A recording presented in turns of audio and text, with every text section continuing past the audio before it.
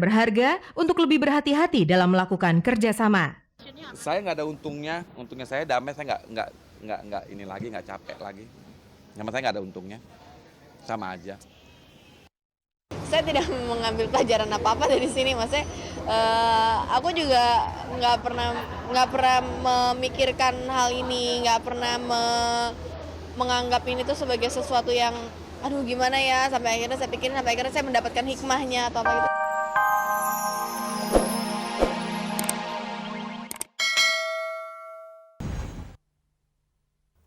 Halo, apa kabar? Di sore hari ini saya Usi hadir kembali bersama Kabar Kabari yang akan menyajikan kabar-kabar yang layak kami kabar-kabarkan karena kami Kabar Kabari. Pemirsa, tak ada kabar yang tak kami Kabar Kabari.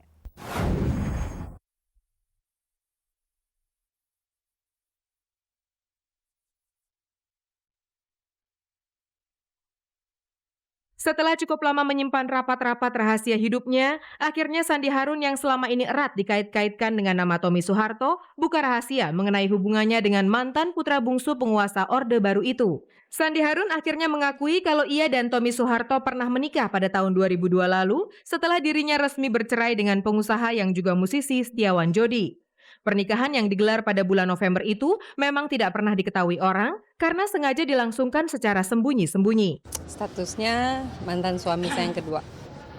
Jadi saya pernah menikah dan saya cerai lagi gitu. Ya mungkin ada masalah yang nggak mungkin kita menikah ya. Saya kenalnya ya sudah 10 tahun. Sebelum naik pelaminan, Sandi Harun dengan suami Tata itu sempat menjalin hubungan asmara selama 10 tahun. Jalinan cinta terlarang mereka sempat ramai dibicarakan saat Tommy Soeharto terkait persoalan hukum. Sandi yang membantu pelarian sang kekasih akhirnya ikut-ikutan terjerat masalah. Ia dijatuhi hukuman percobaan kurungan penjara selama 6 bulan. Setelah Tommy resmi menjadi penghuni Nusa Kambangan itulah, keduanya sepakat untuk menyatukan cinta dalam ikatan pernikahan. Merasa yakin akan kekuatan cinta mereka, Sandi pun menerima pinangan Tommy dengan segala risikonya. Ya kalau kita udah harus menjalani, ya jalanin aja. Kalau buat saya jalanin aja sampai di mana, sampai selesai jodohnya ya sudah. Sayang tali pernikahan mereka tidak bertahan lama. Hanya 2 tahun saja Sandi dan Tommy menjadi sepasang suami dan istri. Pada pertengahan tahun 2004 lalu, keduanya sepakat untuk bercerai. Kan saya mengundurkan diri, jadi bukan dari dia komitmen itu. Kalau dia orangnya, kalau dia udah bilang saya menikah dengan kamu, buat dia seumur hidup. Jika saya tidak macam-macam ya seumur hidup, kalau saya macam-macam ya seumur jagung ya. Tapi kan dalam kehidupan ini kan ada masalah. Jadi saya kalau udah ada masalah ya saya bijaksana mengundurkan diri aja. Dari pernikahan singkat itu, Sandi dan Tommy memang tidak dikaruniai anak.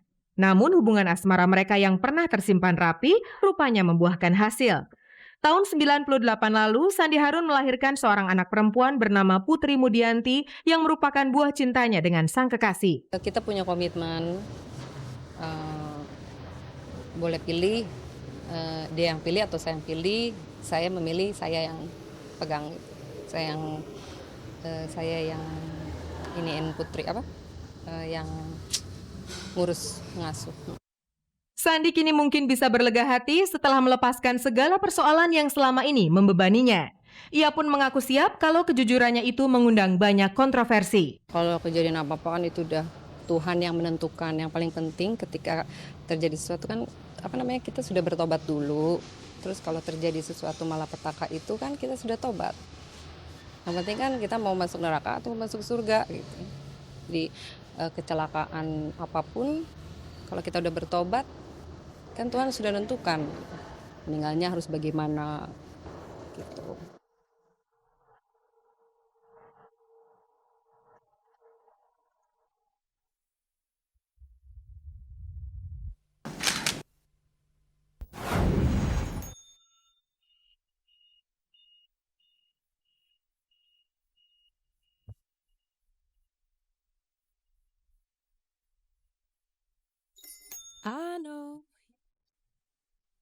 Kasus yang melibatkan Leoni dengan pemilik artis manajemen bernama Benny Simanjuntak yang sempat berlarut-larut, akhirnya menemukan titik terang.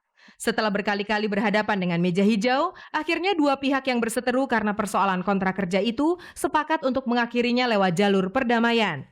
Minggu kemarin, Leoni bersama kedua orang tuanya serta Beni Simanjuntak duduk bersama untuk mengumumkan kabar bahagia itu. Bersama mereka hadir pula mantan Kepala Pelaksana Harian BNN Togar Sianipar, orang yang paling berandil besar menjembatani perdamaian ini. Tahun lalu atau 1,5 tahun yang lalu kayaknya ya, itu kita udah sempat kayak mau ngajuin damai, cuman kayak dari pihak sana nggak ada tanggapan, akhirnya kita diem aja. Cuman yang sekarang ini jadi emang ada pihak yang nengahin istilahnya gitu kan, mau nemuin kita dan kita juga sepakat untuk berdamai gitu. Saya kalau misalnya diajak berdamai, ya damai. Loh gimana Leoni sendiri bilang, kan yang nuntut kan dia. Saya nggak ada nuntut kok. Kalau memang dia dari awal mau niat baik, ya jangan nuntut saya. Gitu kan. Ya saya sudah menang di tingkat banding.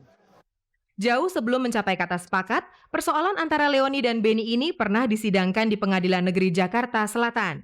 Beni yang dituduh pihak Leoni telah mencemarkan nama baiknya itu digugat ke pengadilan dengan tuntutan ganti rugi sebesar 10 miliar 100 juta rupiah.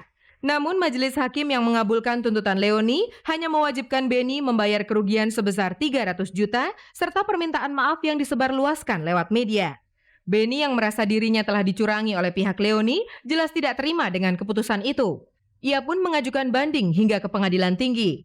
Usaha Beni membuahkan hasil. Pengadilan tinggi mengabulkan tuntutannya.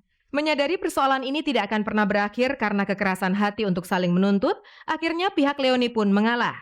Melalui Togar Sianipar, Leoni mengajukan opsi lain sebagai penyelesaian akhir, yaitu duduk bersama dan berjabat tangan. Kata orang damai itu indah. Dan saya pikir hanya setan saja yang tidak senang akan ada kedamaian. Kalau kita orang waras pasti senang dan sangat suka ada kedamaian. Dan itulah yang mendasari saya mengapa saya lalu terdorong untuk menjembatani kedua belah pihak ini untuk mari sama-sama saling minta maaf dan memaafkan. Kesepakatan itu benar-benar menjadi akhir dari kemelut panjang yang dialami Leoni dan Beni Simanjuntak. Tidak ada lagi saling menuntut materi ataupun saling tuding-menuding.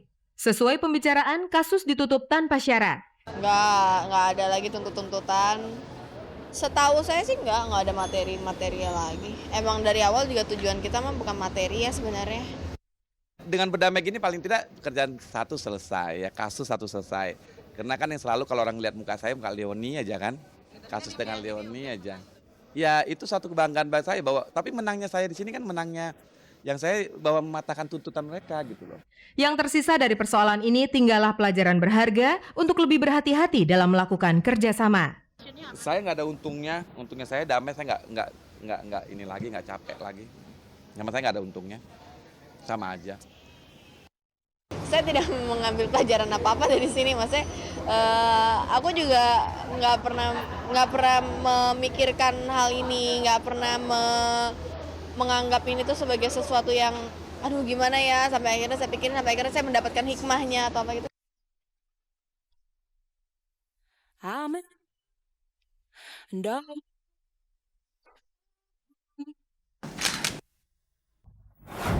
Inilah sebuah kabar menarik yang baru saja diliput oleh tim redaksi Kabar Kabari.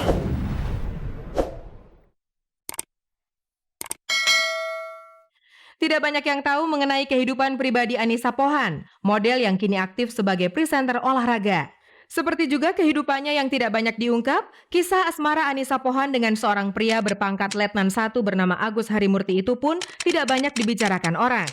Namun kehidupan asmara Anissa Pohan yang semula adem ayem mulai terungkit-ungkit saat diketahui rupanya Letu Agus Harimurti adalah putra dari Presiden Susilo Bambang Yudhoyono. Jalinan cinta pasangan muda itu pun mulai menjadi sorotan. Apalagi belakangan keduanya dikabarkan akan naik pelaminan pada bulan Juni tahun ini. Anissa memang terkesan enggan membicarakan kisah yang satu ini. Saat ditemui di sebuah acara, ia memilih untuk menghindar daripada membicarakan rencana pernikahannya itu. Aduh, nggak ngomongin di luar sana. Terima kasih. Namun lagi-lagi beredar kabar, Anissa dan Agus Harimurti telah melangkah jauh ke jenjang yang lebih serius. Minggu kemarin, pihak keluarga Susilo Bambang Yudhoyono dikabarkan telah melakukan lamaran ke rumah Anissa Pohan di kawasan Kebayoran Baru, Jakarta Selatan. Sayangnya peristiwa bahagia itu tertutup untuk umum. Tidak ada satupun pihak keluarga yang bersedia buka suara. Begitu juga dengan Anissa Pohan dan Agus Harimurti yang langsung meninggalkan tempat setelah acara berakhir. Setelah menunggu cukup lama, akhirnya diperoleh keterangan kalau acara siang itu bukanlah sekedar pertemuan keluarga biasa, melainkan sebuah acara lamaran.